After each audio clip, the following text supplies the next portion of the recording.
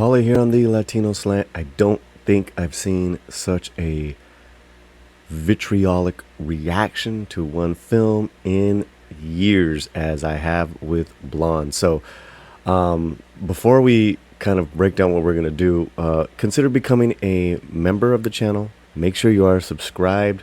We have great membership perks, musicians, filmmakers, exclusives, all that stuff here on the Latino Slant.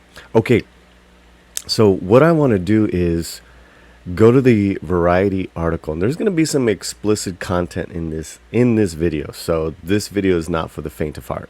We will be talking about some very adult things. So I just wanted to give that fair warning to my community out there. Then we're going to kind of go over some people's reactions. Finally, I want to give you some highlights and lowlights, if you will, of Cameron Pasha's review of the movie as well. Okay, let's get right to it. What started this whole thing? When I was checking out the entertainment news, Variety's article, as Blonde goes #1 on Netflix, viewers lash out. So sexist, cruel, and one of the most detestable movies ever made. Andrew Dominic's Blonde, starring Ana de Armas as Marilyn Monroe, skyrocketed to the top of Netflix's movie chart after its first day available to stream. But the NC-17 drama is leaving many subscribers outraged. The film may have been the talk of the Venice Film Festival with a 14-minute standing ovation, but critics and viewers are calling it sexist, cruel, and one of the most detestable films ever made. And this is from New York Times film critic Manola Dargis. Given all the indignities and horrors that Marilyn Monroe endured during her 36 years, it's a relief that she didn't have to suffer through the vulgarities of Blonde, the latest necrophilic entertainment to exploit her. Blonde is based on the Joyce Carol Oates novel of the same name and loosely recreates the many heartaches and tragedies of Monroe's life and career, from her abusive mother to various sexual assaults in Hollywood. Now, let me also connect you to a video that we had put up. It's a short where Ana de Armas on the red carpet loves and respects people, but tells them that, if you don't like it, that's fine. I understand, but this is the vision that we're going with. So I also want to say that because we're going to read some comments where they're just going after the male director, that this wouldn't be the case because this male director is trying to tell a woman's story. And I just want to remind people that Ana is fully backing this film. So as far as the lead, and that she believes in this project. So you have that there. Just want to throw that out there. Okay, let's move on.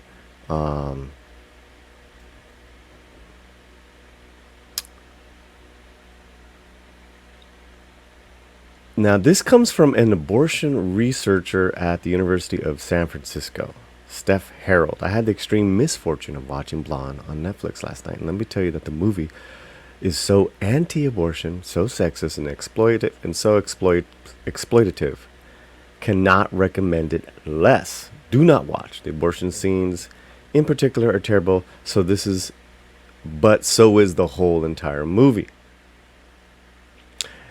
Yeah, I told you, it's heavy. Justin Chang, film critic at Los Angeles Times, wrote in his review, the film isn't really about Marilyn Monroe, it's about making her suffer.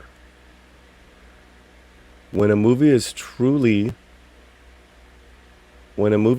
shattering or devastating, there is a residual sense of gratitude for what you've been through, the necessity of being shaken, noted Adam Naiman, film essayist and critic at The Ringer. Blonde is the kind of movie that brutalizes you for 3 hours, feigns a sigh, and says, "You're welcome. Well, thanks for nothing." And you have some various tweets Unfriendly Black Hottie said, "Oh wow, Blonde may sincerely be one of the most detestable films I've ever seen. A self-indulgent act of cruelty by a deeply incurious filmmaker." Yay, yay, yay. Daniela Fuentes on Twitter said, "Started watching Blonde, the Maryland movie on Netflix, and so it's so made for the male gaze, crying face. I hate it. It's shot beautifully, but the content is not. Obviously, it's written and directed by a man, unfortunately." And let's read one more from NPR. Netflix's Blonde turns Marilyn Monroe into an avatar of suffering, dwelling on her pain so obsessively that even the film's fleeting moments of empathy feel like another form of exploitation. Our critic writes. There you have it. So you have a lot of critiques going after this. A lot of critics going after this film, against it, noting her performance. Ana de Armas' great performance. It's shot beautifully, and then viewers as well. I have a couple thoughts there before we get to Cameron's. We're gonna go to his Patreon and check out his review, which I think is important. And it's a nice and lengthy review, and I do recommend on the whole that you become a Patreon member to Cameron Pasha's page, and I will have that link in the chat as well in the film discussion. Video's description. But before I get to that, it's number one, probably for so many reasons. You have the Marilyn Monroe fans, you have the fans of the book, you have the fans of Ana de Armas, you have the fans, the curious fans, the ones that want to see some sort of traffic accident. You can't help but take your eyes away from that. I think all that combines, along with the fact of the controversy around this, into the movie to watch right now. That's just how it is. And also, too, there's been some great critical acclaim for Anna's performance. Now, what will outshine because this is hailed as the performance of the year, will the film's controversy dull that for her award season? Does it even matter to her? So these are just some thoughts I came up with. And I will say right now, I have not seen this film. And I have another thing with that. I will see this film, and I will do a full review. But in regards to what I read to you guys with this film and the vision of this director, it's based off a fictional, loosely based novel. Has anyone there in the community, anyone watching this video, read the book? And is it faithful to the book? Is the book darker? Is the book more twisted? There's a reason why that this film and the Dominic's vision is so dark. Is it based off the book, or did he just create all that dark stuff all himself? All right, let me know. Okay, so here is Cameron's review, and excuse me. Let's just hit a couple of paragraphs. We won't get the whole thing. I just came back from a theatrical screening of the Netflix film Blonde, and I'm still processing it intensely. But one thing I can say now is that I have witnessed a tour de force performance by Ana de Armas, who embodies Marilyn Monroe with the authenticity I have never seen before. Her performance is masterful, as she plays Norma Jean Baker, the woman using Marilyn Monroe, the persona, to survive a harsh world. Okay,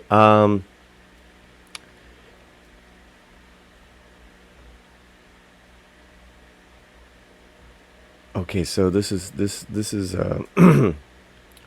this is a fantastic review. I want to highlight this part because even Cameron points this out. The two men appear to love Norma Jeans, talking about Charlie Chaplin, Edward G. Robinson, but in the end, turn out to be using her, just like most of the men in the film.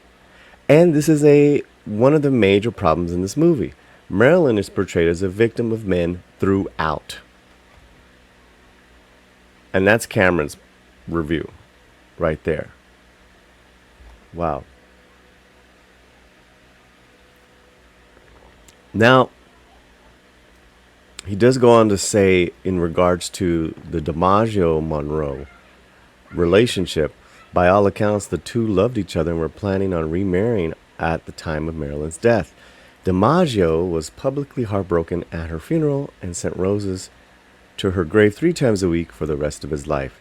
And his ugly portrayal in this film is frankly unfair to both of them. So, Cameron's got some things to say about his portrayal of how they portrayed DiMaggio. I want to go on down, and like I said, it's an incredible a review. I highly recommend. I'm a member of his channel. Let's go here. Blonde has many good selling points. It is beautifully shot and directed, switching from black and white to color, from reality to dream sequences, so seamlessly that it's often breathtaking. The cinematography is an easy contender for an Academy Award, as is the movie's greatest asset, Ana de Armas herself. Blonde is beautiful. If flawed movie, its beauty outshines its flaws, and the film stays with you emotionally after the credits roll. And to me, that is a sign of success. Oh, took myself out. There you have it. Hit the wrong button. Well, what do you guys think? Now, as I close out this video, I want to know, have you seen this movie yet? And if you have, what is your review? In the comments, give me a couple of lines of your review of the film. And if you haven't, are you more compelled to now see the film, Blonde, starring Ana de Armas, with all the controversy and all, with all the heaviness and all? I have to tell you, up until today, I was hesitant to see it, even though I was excited. But then I'd heard from other people's opinions who I value, maybe I shouldn't. But now, after reading this article and then rereading Cameron's review, I am indeed going to see it and give you guys my review. Okay, everyone, that's all the time we have. I really appreciate it. Have a good one. Make sure you comment. Make sure you are subscribed, and wherever you're at, keep that slant fuerte.